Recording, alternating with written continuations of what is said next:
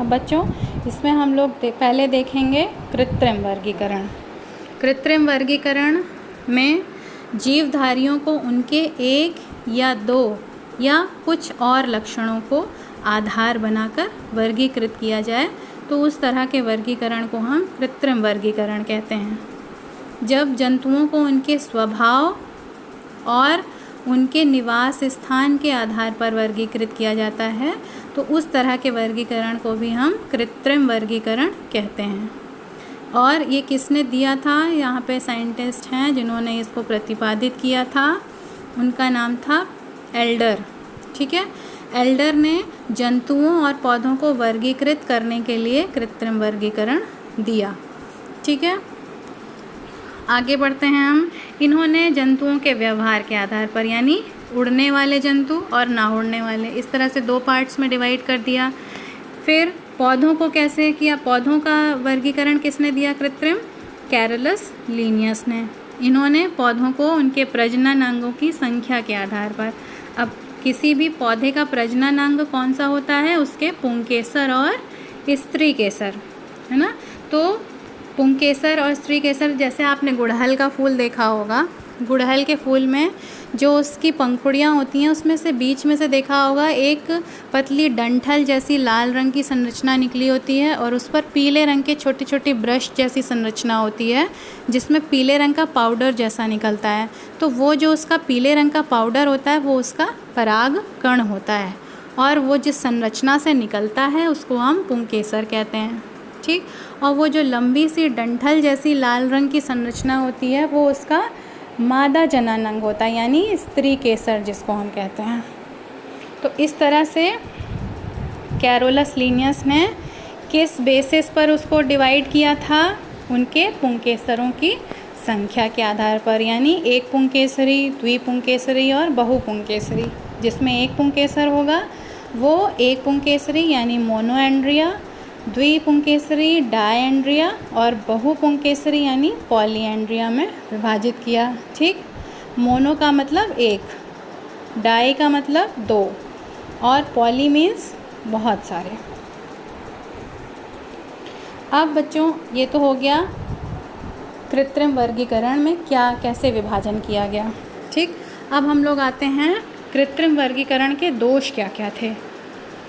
ये वर्गीकरण सरल तो था लेकिन इसमें कई सारे दोष भी पाए गए। जैसे जो इसमें लक्षण यूज़ किए गए उसमें किसी भी प्रकार की प्राकृतिक समानता नहीं प्रदर्शित थी। यानी अब इन्होंने जैसे बांट दिया उड़ने वाले जीव और ना उड़ने वाले जीव। इसके अलावा भी तो बहुत से ऐसे जीव होते हैं जो पानी में रहते हैं, है ना, जो स्थल पे रहते हैं। तो क्या हुआ? ये वर्गीकरण तो सही नहीं हुआ इस आधार पर। इसके बाद दूसरा पॉइंट क्या है? कृत्रिम वर्गीकरण के अनुसार जीवधारी किसी भी प्रकार के विकास को नहीं दर्शाते, है ना। मतलब ये इनका उद्गम कहाँ से हो रहा है, कहाँ से इनकी उत्पत्ति हो रही है, इसके बारे में भी हमको कुछ पता नहीं चल पाता है। फिर है कृत्रिम वर्गीकरण से विभिन्न प्रकार के जंतुओं जैसे चमगादड़, कीट, पक्षियों को एक ही वर्ग में रखा गया। अब देखो बच्चों, यहाँ पर जो चीज़ ध्यान देने वाली है उसको पहले समझ लीजिए आप लोग कि अब जैसे मैंने अभी बताया कि इन्होंने डिवाइड कर दिया कि उड़ने वाले जीव और ना उड़ने वाले जीव। उड़ने वाले जीव में पक्षी भी आ जाएंगे, कीट भी आ जाएंगे और चमगादड़ भी आ जाएंगे, है ना। अब कबूतर भी उड़ रहा है, मधुमक्खी भी उड़ रही है और चमगादड़ भी उड़ रहा है। लेकिन ये तीनों ही असल में जब बाद में अध्ययन किया गया तो पता चला कि ये तो सब अलग अलग वर्ग के हैं और कृत्रिम वर्गीकरण के अनुसार ये सब एक ही वर्ग में रख दिए गए। तो ये इसका एक दोष है। चमगादड़ क्या है? स्तनधारी है। कीट वर्ग में रखा जाता है, मधुमक्खी कीट है। इसी तरह से पक्षी, कबूतर तो पक्षी है। तो ये तीनों ही अलग अलग वर्ग में हैं। तो इस प्रकार से ये इसका एक और दोष निकला। फिर इसमें इस वर्गीकरण में समान लक्षण वाले जीवों को अलग अलग वर्ग में रख दिया गया, जैसे चूहा, चमगादड़ और व्हेल। अब ये तीनों ही बच्चों क्या हैं? स्तनधारी हैं। तीनों ही स्तनधारी हैं, लेकिन इन तीनों को इन्होंने अलग अलग वर्ग में रख दिया, चूहे को अलग, चमगादड़ को अलग और व्हेल को अलग। कैसे? चूहा स्थल पे रहने वाला हो गया, चमगादड़ उड़ने वाला हो गया और व्हेल पानी में रहने वाली हो गई, जबकि इनका मूलभूत जो लक्षण है वो स्तनधारियों का है।